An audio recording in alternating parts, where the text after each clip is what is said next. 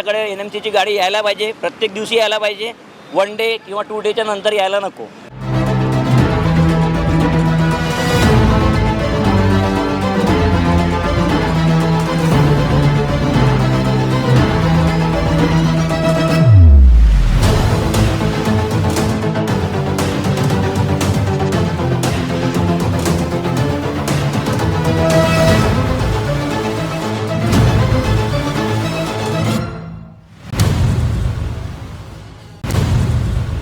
Hello sir, माझं नाव आहे कार्तिक अरुण बांधकर.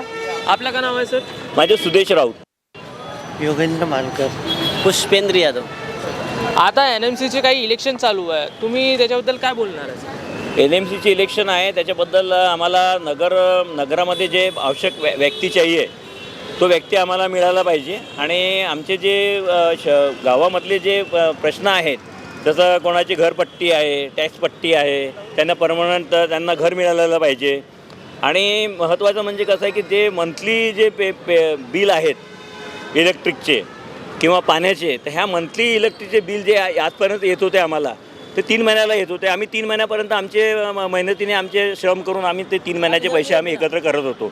पण आता सध्याच्या गव्हर्नमेंटने काय केलेलं आहे, सध्याच्या सरकारने म्हणायचं चालेल आपल्याला, तर त्यांनी हे केलेलं आहे की प्रत्येक महिन्याला तुम्ही बिल पाठवता. मला हे सांगे की प्रत्येक महिन्याला जर व्यक्ती पैसा कमवेल, जर एखादी माझ्या अर्निंग जर 15,000 महिना आहे, मला फॅमिलीत पूर्ण उदरनिर्माण करू नये, जर महिन्याचे तिला 3,000 रुपये जर द्यावं लागेल इलेक्ट्रिक बिलमध्ये आणि पाण्यामध्ये जर मला पैसे द्यावं लागेल, तर मला ते भारी पडतं.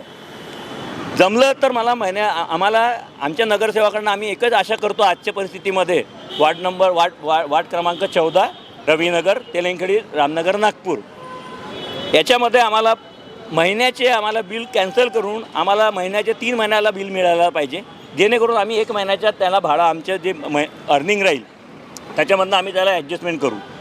हा एक प्रॉब्लेम आहे. दुसरं आहे का आमच्या एरियामध्ये स्वच्छ अभियान जी आहे त्याच्यामध्ये आमच्याकडे NMCची गाडी यायला पाहिजे, प्रत्येक दिवशी यायला पाहिजे, 1 डे किंवा 2 डेच्या नंतर यायला नको.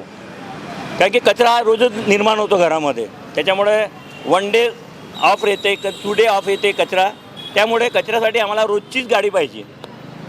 आणि जे आज शहरामध्ये जो प्रॉब्लेम आहे, जसा नगरामध्ये रस्ते फार छोटे आहेत आमच्या एरियामध्ये, ते एरियाचे रस्ते मोठे व्हायला पाहिजे. जे अतिक्रमण आहे लोकांच्या घराच्या बाहेर ठेवलेले, ते अतिक्रमण हटायला पाहिजे.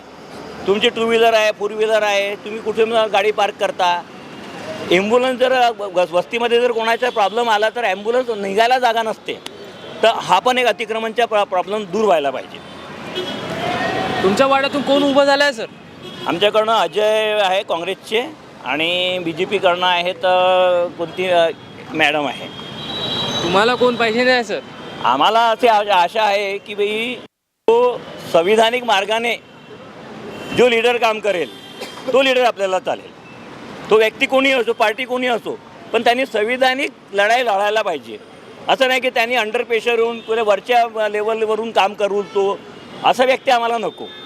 अशा व्यक्तीचे आम्ही एकदम जवळ उभे करणार नाही आम्ही लोक त्यांना.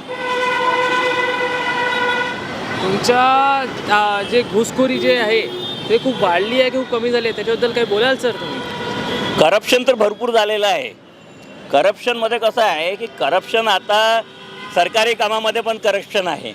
जर NMCचे काम जर कोणी घेतलं असेल तर तो इथून तिथपर्यंत केल्यावरती त्याच्या कामामध्ये अडथळा खूप राहतो. म्हणजे कसं की त्याचे काम क्लिअर नसतात, म्हणजे पक्का कंट्रॅक्शन नसते.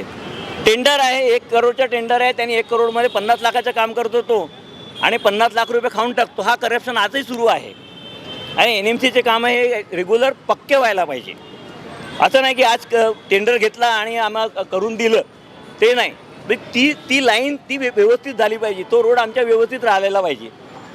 म्हणजे त्यांनी इंजिनियरला चांगलं जेव्हा पैसा गव्हर्नमेंट त्याला देत आहे, तर त्यांनी कामही कंस्ट्रक्शन तेवढंच क्लिअर करायला पाहिजे. तुम्ही इथे किती वर्षापासून आहे सर या लाईनीत? आमच्या लाईनमध्ये म्हणजे विधानसभा क्षेत्रामध्ये ॲटो चालवत आहे?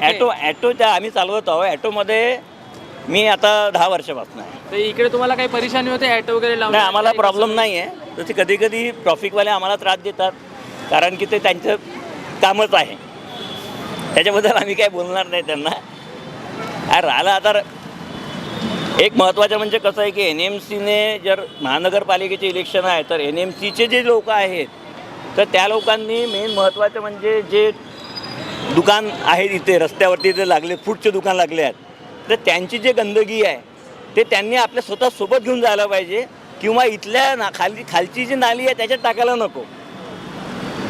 हे एन एम सीने लक्षात घ्यायला पाहिजे. सर तुम्ही तर इथे पाहून राहिले किती गंदगी आहे ऑलरेडी इथे तेच पसरवून म्हणत आहे ना मी त्याच्यासाठी म्हणाले की जेवढे दुकान रोडवरती लागतात त्यांनी स्वतःच्या कचरा स्वतः घरी घेऊन जायला पाहिजे जेणेकरून तिथेच फेकायला नको किंवा त्याच्या खालचे जी गटर आहे त्याच्यात टाकायला नको.